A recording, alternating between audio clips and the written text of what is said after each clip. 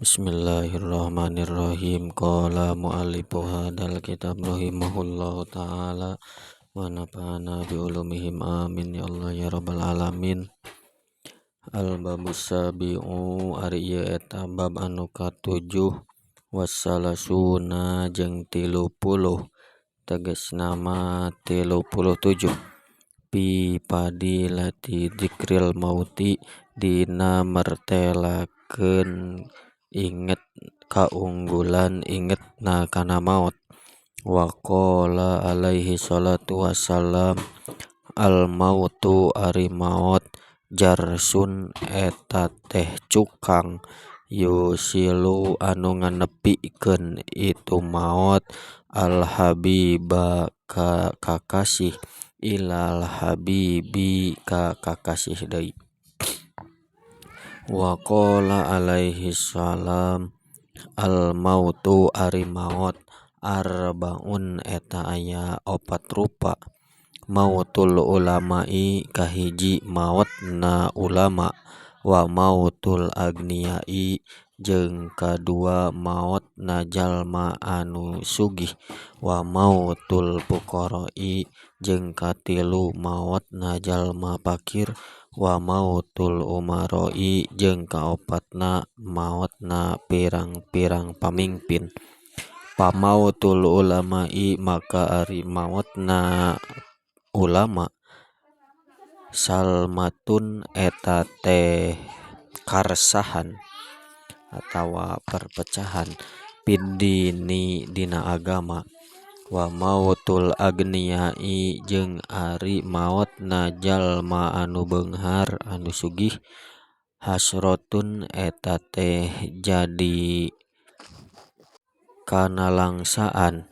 Wa mautul fuqara'i jeung ari mautna jalma anu fakir rohatun eta teh jadi kasenangan. Wa mautul umaroi jeung ari mautna pirang-pirang pamingpin fitnatun eta teh jadi fitnah.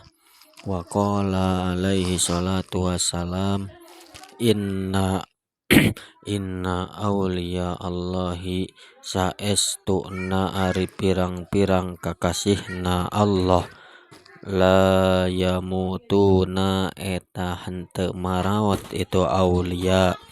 Wa inna ma yantakilu jeung pastina parindah itu aulia min darin eta tina hiji daerah ilal ukhra ka daerah anu sajen atawa ka tempat anu sajen.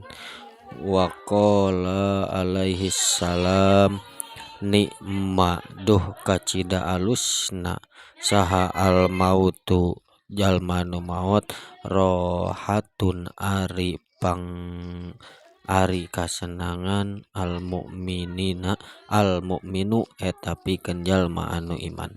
Wa qala alaihi salatu wassalam al mautu ari wa qala alaihi salatu wassalam mautul ulama'i ari mautna pirang-pirang ulama dulumatun eta teh jadi popoek fiddini dina agama. Wa qala sallallahu alaihi wasallam ida mata di mana-mana maut saha ibnu adama anak turunan Nabi Adam in qata'a tah pegat naon amaluhu amalna itu ibnu Adam illa min salasin kajaba 3 pirang-pirang perkara.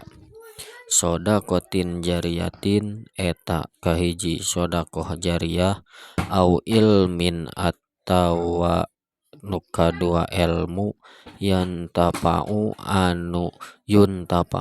anu dialap manfaat naon bihi itu ilmu au waladin sholihin atawa nu katilu budak anu soleh.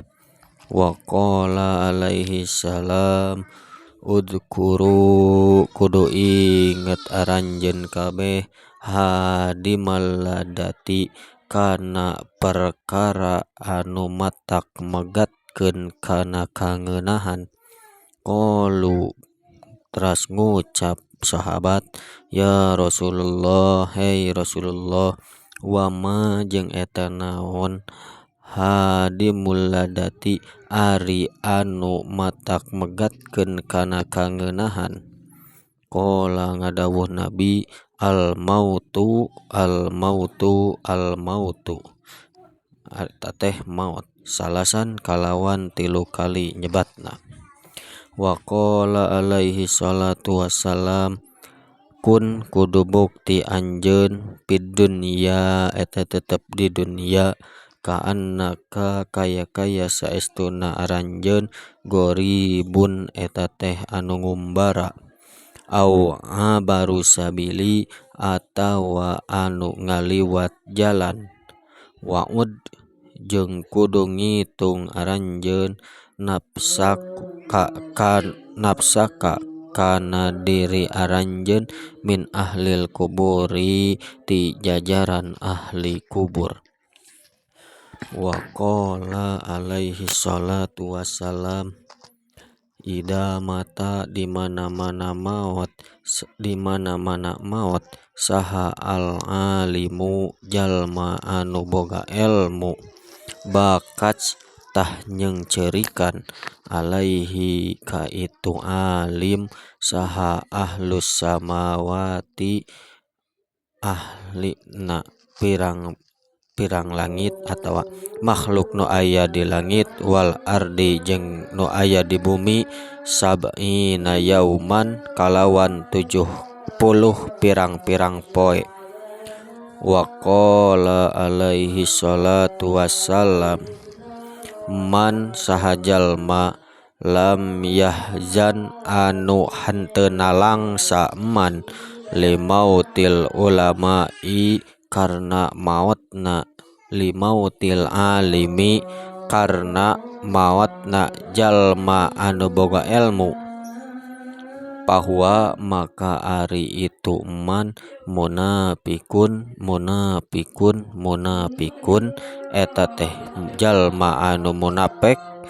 Qala parantos ngucap Nabi, ha kana itu munafikun salasa marotin kana 3 pirang-pirang balikan. Wa qala alaihi salatu wassalam, ida mata di mana-mana maut saha al mayitu mayit, takulu tah ngucap saha al malaikatu pirang-pirang malaikat, ma qaddama eta naon anu geus dipigawe ku itu mayit, wayaqulu jeung ngarucap saha annasu jalma-jalma, ma khalafa eta ari naon perkara anu dijadikeun titinggal ku itu mayit. Wallahu a'lam bissawab. Alhamdulillahirabbil alamin.